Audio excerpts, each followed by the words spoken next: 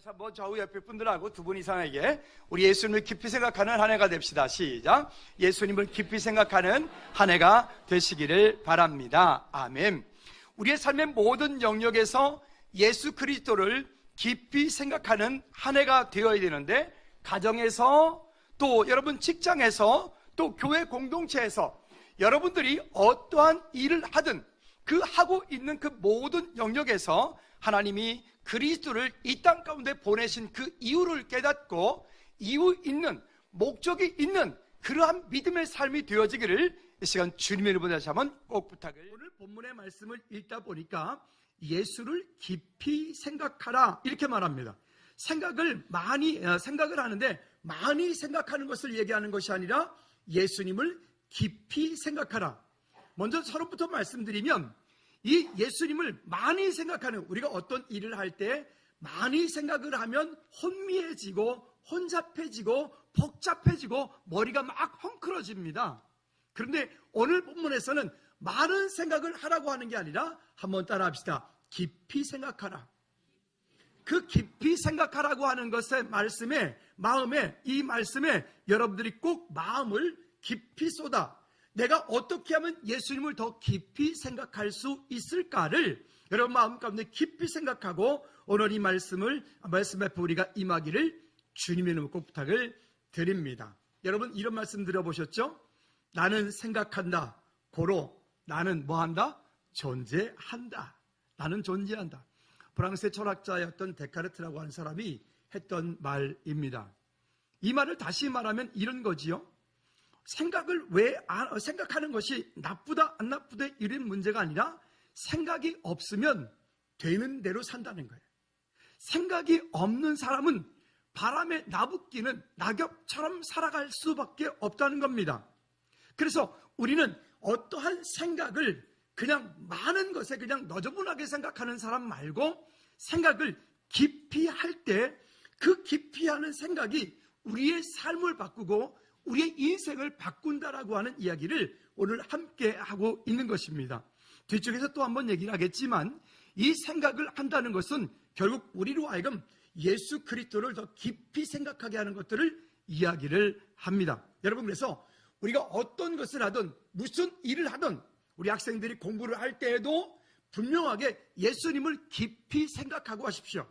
여러분들이 직장 생활할 때도 그 직장 가운데서 예수 그리스도를 깊이 생각하고 하십시오.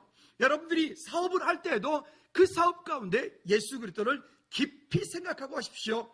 내가 왜 이 일을 해야 되는지, 하나님께서 나를 통하여 이 일에 무엇을 원하시는지 그 생각을 알고 가는 사람하고 모르고 가는 사람은 그 결론에서 아주 큰 차이를 가지고 올 수밖에 없다라고 이야기를 합니다.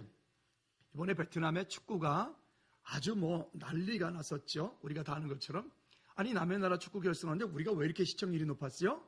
참 독특한 일이죠. 네, 그렇다고 합니다. 그런데요, 여기에 그 나라에서 거기에 써낸 그런 여러 가지 사설 내용 가운데 이렇게 박항서 감독이 이런 얘기를 했다고 합니다. 생각하는 축구를 가르쳤다는 거예요. 어떤 축구요? 생각하는 축구. 그냥 생각하는 축구가 아니라 공만 보고 막 쫓아가는 것은 무슨 축구인지 아세요? 한번 따라해 보실래요? 동네 축구. 그런데 생각을 하며 그 공을 차고 그 일을 전술을 가지고 달려가는 그런 축구는 전략 축구라고 합니다. 그러면 우리가 어떤 일이 내게 뭔가가 주어졌을 거예요. 직장이면 직장에서의 여러분들의 역할이 주어졌을 것이고, 여러분들이 사업을 한다면 그 사업을 하는 그 일에 여러분들의 역할이 주어졌을 것이고, 여러분들이 직장을 구하기 위해서 기도하고 있다면 그 기도하는 것이, 하나님 그냥 이 직장이 좋으니까 무조건 들어가기 주세요. 그게 아니라 왜 내가 그 직장을 통하여 무엇을 하나님이 하기 원하시는지를 분명한 방향과 목적을 가지고 여러분들이 그 일들을 향해서 오늘부터 기도하기 시작한다면 우리 삶 가운데 많은 일들이 일어나게 될 줄로 믿습니다. 그러면 우리는 왜 예수님을 깊이 생각해야 될까요? 첫 번째는 이렇게 말합니다. 예수 그리스도는 사도요 대제사장이시기 때문에 그렇습니다. 따라합시다. 예수 그리스도는 사도요 대제사장이시다.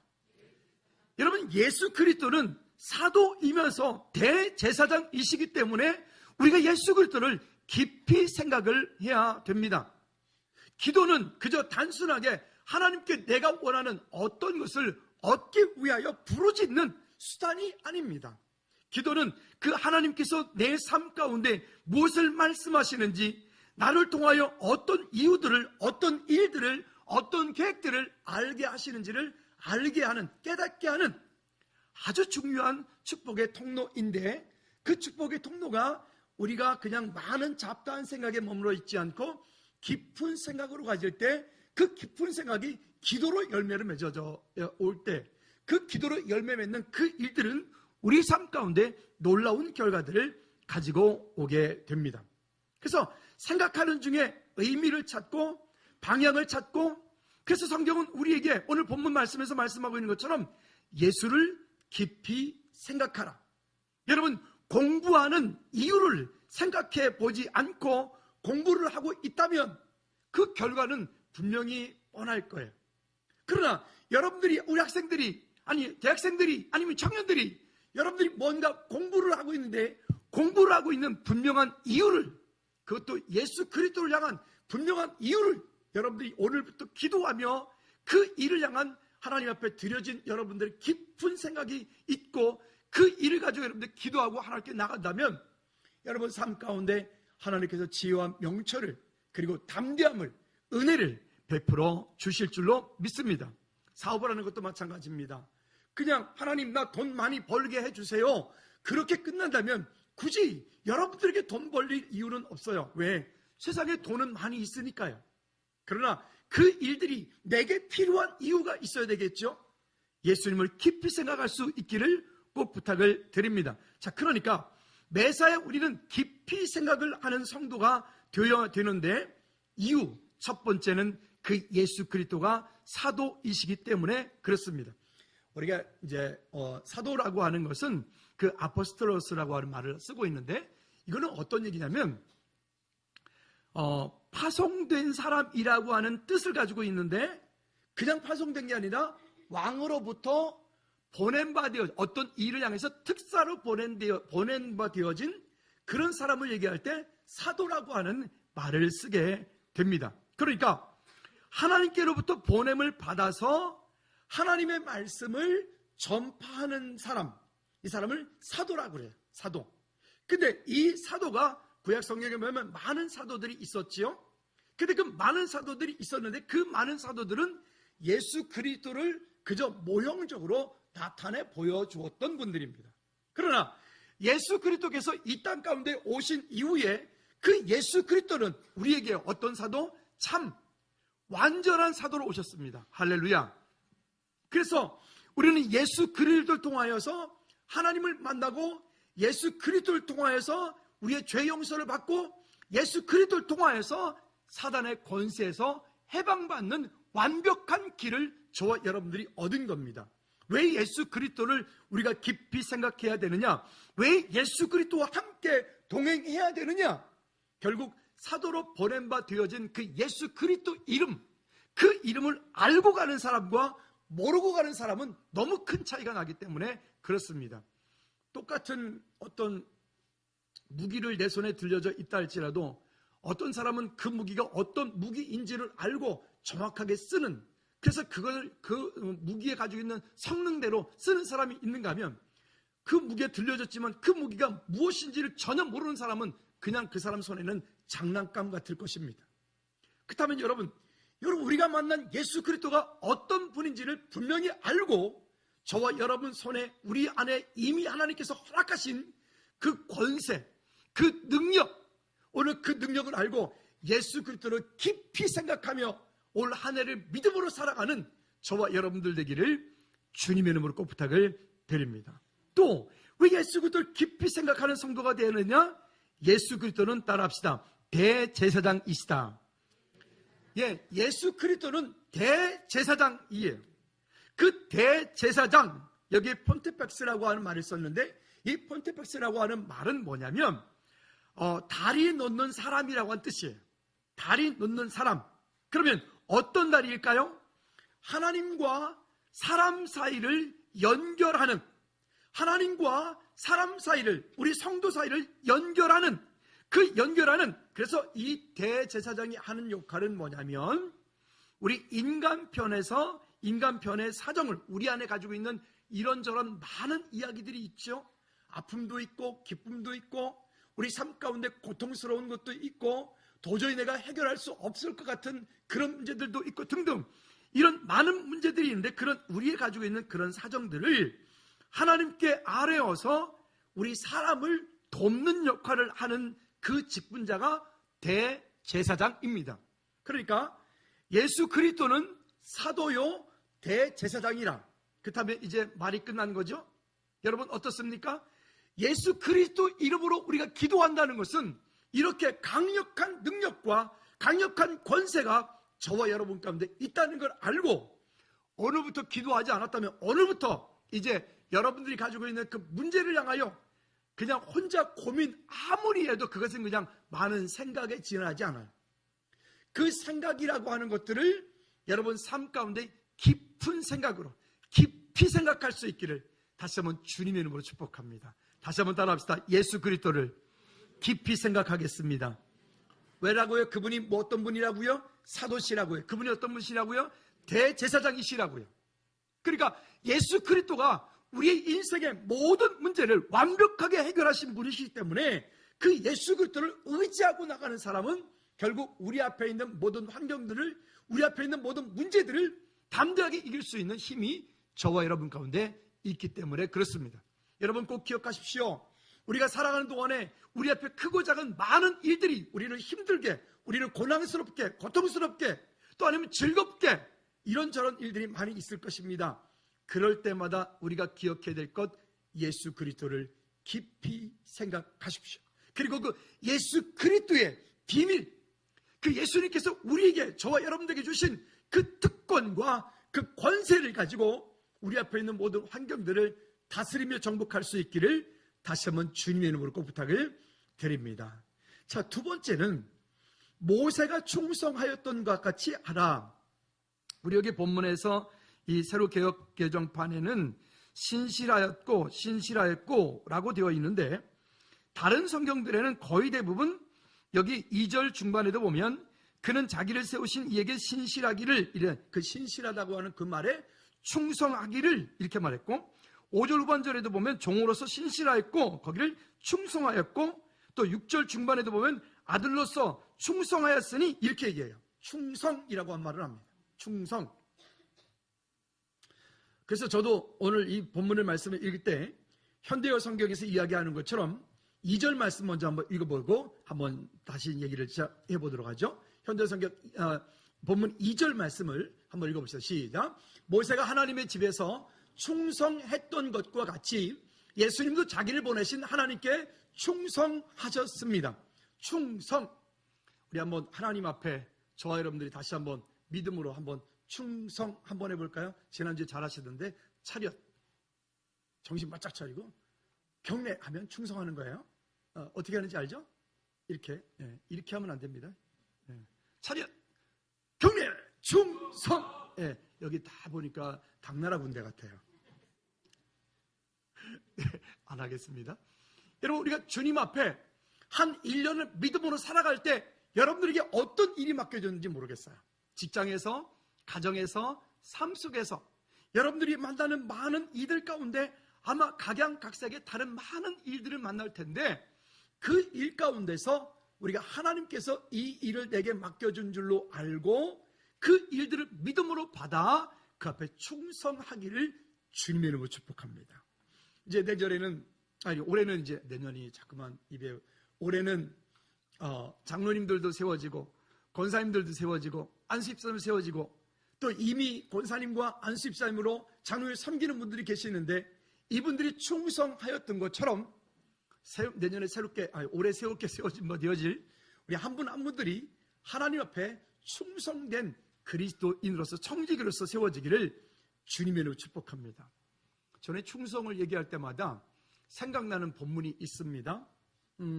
다윗이 블레셋과의 전쟁 가운데서 싸움을 하고 있는데, 다윗의 고향 베들레헴 그곳을 블레셋이 진을 치고 블레셋이 베들레헴을 빼앗아서 진을 치고 있는 거예요. 그 상황 가운데 다윗이 목이 마르고 그랬는지 이렇게 혼자서 중얼거립니다. 저 베들레헴에 있는 우물물을 먹고 싶다. 먹었으면 좋겠다.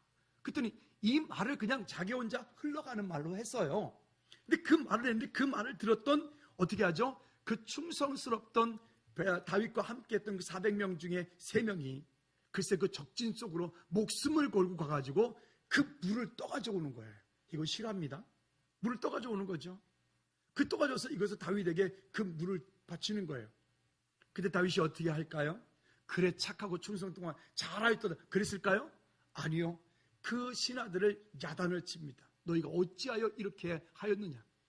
그리고는 그 물을, 그 귀하고 그 아까운 물을 쏟아서 하나님께 올려드립니다. 이 물을 내가 먹을 수 없다는 거예요.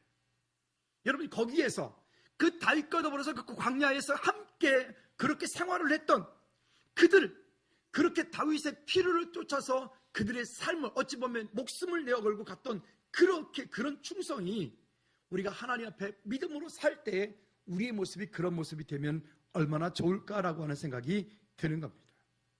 여러분 때때로 우리의 삶 가운데 하나님 앞에 우리가 믿음으로 승리한다는 거, 충성스러운 그리스도를 산다는 거 때로는 많은 희생과 대가를 요구합니다. 성가대가 찬양을 한 곡을 할 때도 많은 훈련이 필요합니다. 찬양팀이 뭔가를 연주할 때도, 이제 직분자들이 세워질 때도 직분자들이 이미 선출되어진 이 한 분 한 분들이 또 믿음으로 그 자리에 아름답게 훈련되어졌을 때 그 충성되어진 믿음의 역할들을 감당하게 될 것입니다. 그러면 어떻게 하면 할까요? 여기 보니 이렇게 말합니다. 자기를 세우신 이에게 충성하였다라고 말합니다. 예수님께서도 자기를 보내신 하나님께 뭐 하였다고요? 충성하였다고요.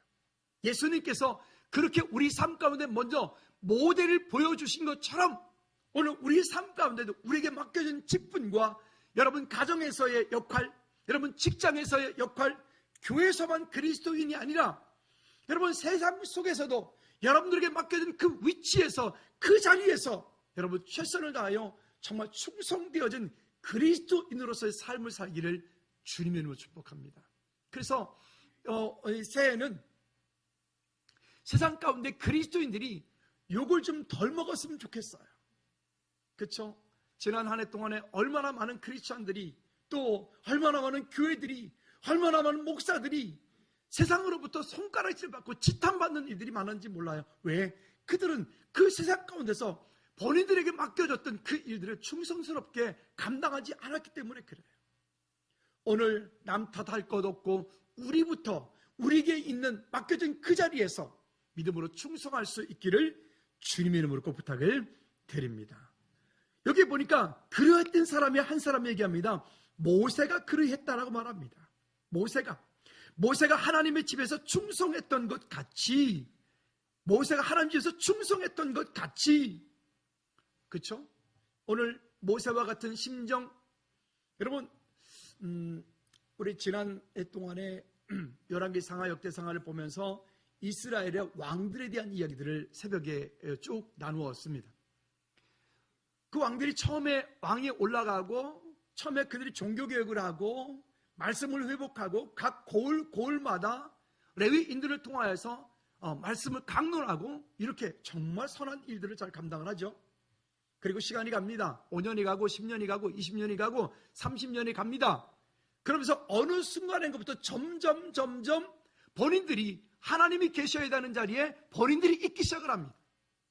그리고는 마지막 때가 되어지면 그들은 결국 교만하여짐으로 그 하나님을 대신한 그 자리 때문에 결국 그 인생들을 마지막에 실패를 끝내는 인생들이 되게 많습니다. 지난주에 말씀드렸던 것처럼 왜 우리가 아브라함을 존경합니까? 다윗을 존경합니까? 야곱을 존경합니까?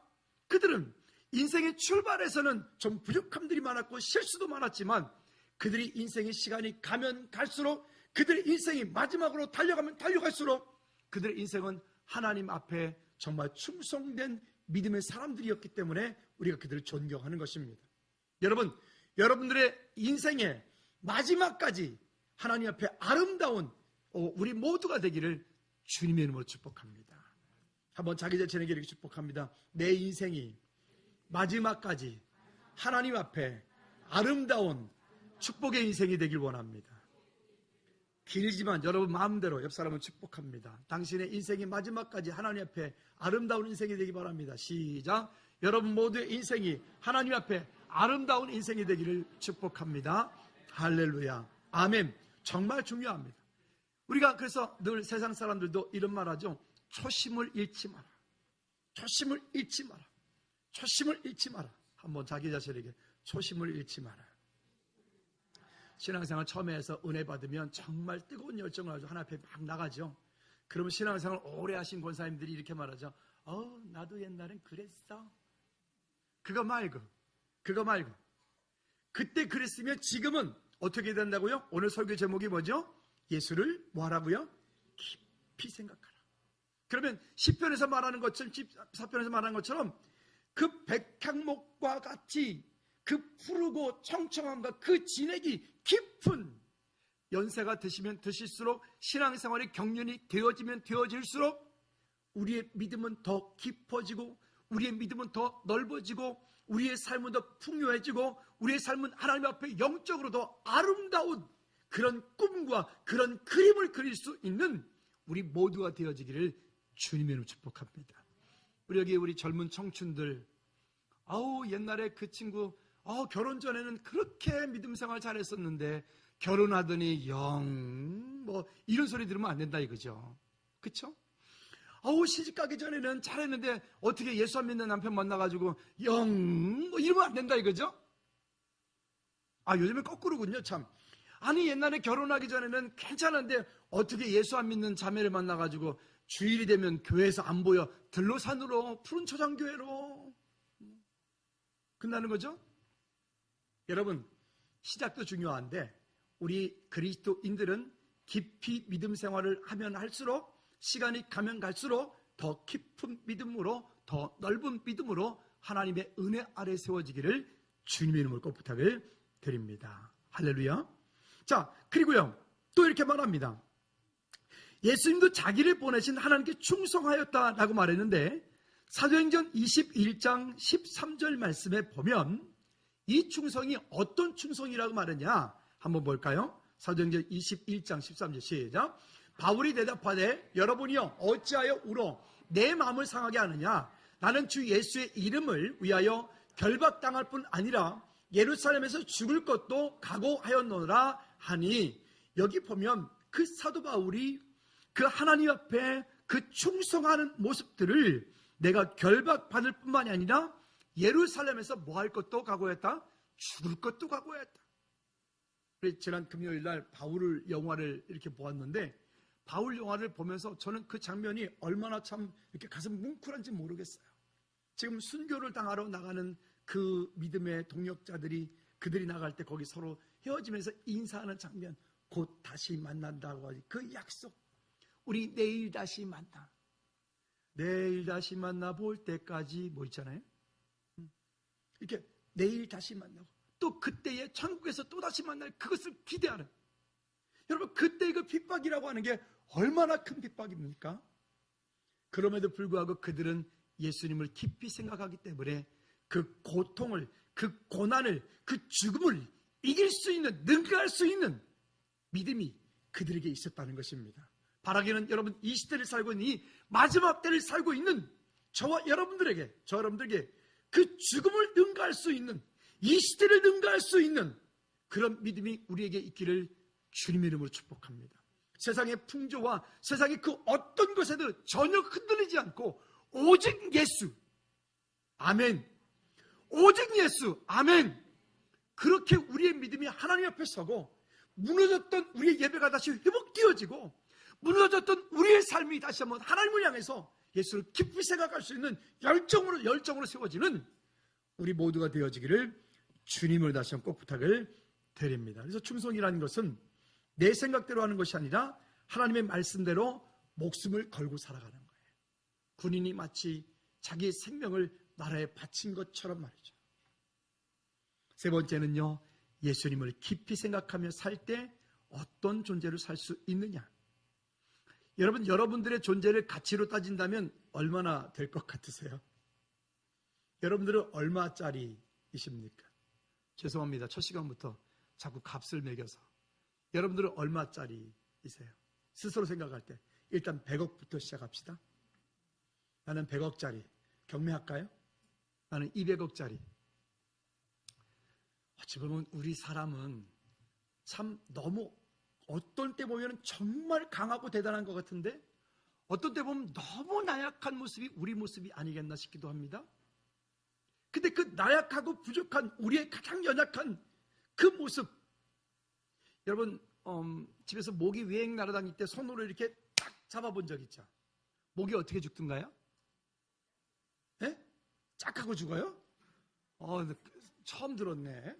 모기가 짝하고 죽는다고. 억소리 나고 죽어요?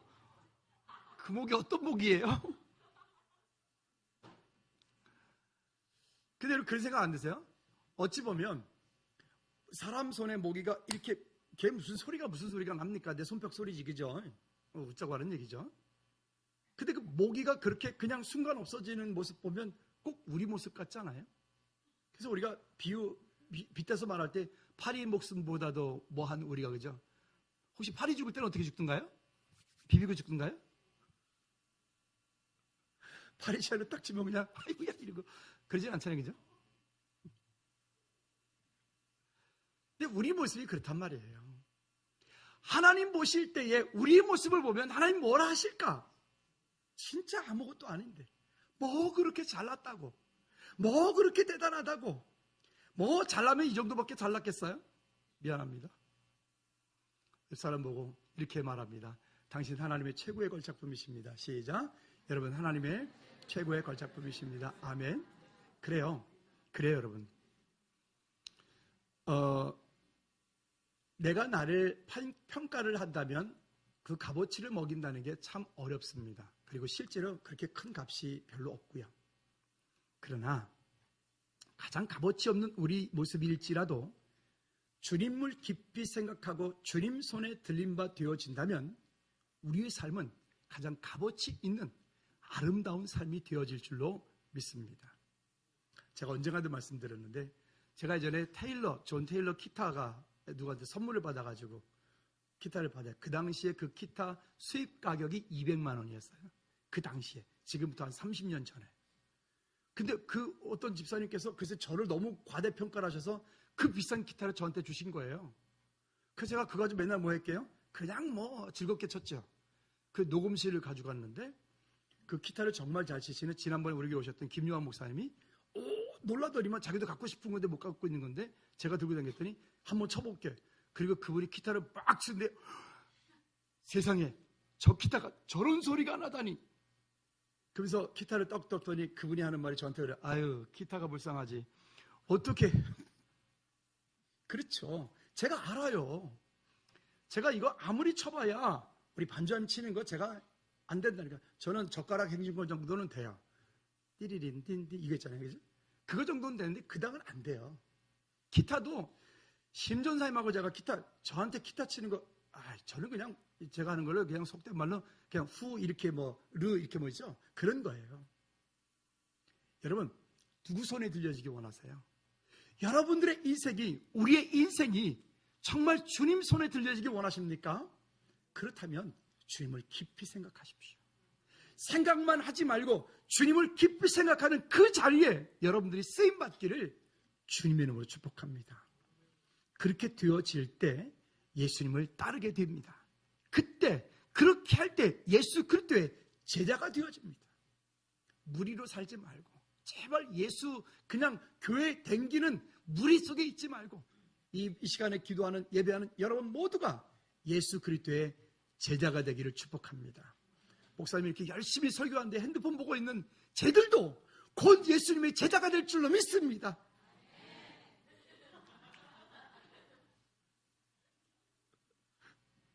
그렇죠? 또요, 그렇게 예수님을 깊이 생각할 때 예수님의 능력으로 사는 그리스도인들 모두 되기를 축복합니다. 아멘.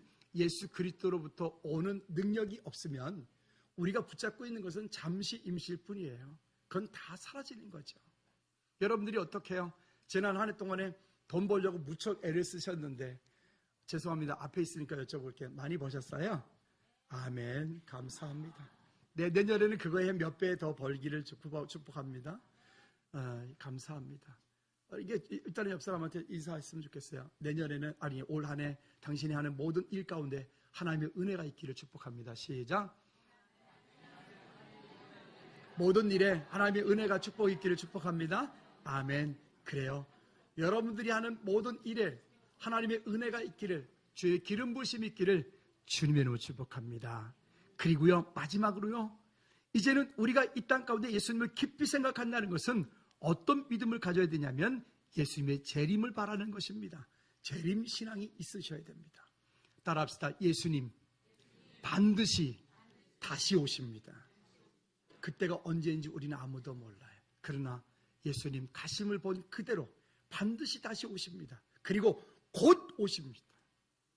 그 곧 오실 그때를 우리가 언제일지 모르기 때문에 깨어 주님과 함께 동행하는 저와 여러분들 되어지기를 주님의 꼭 부탁을 드립니다.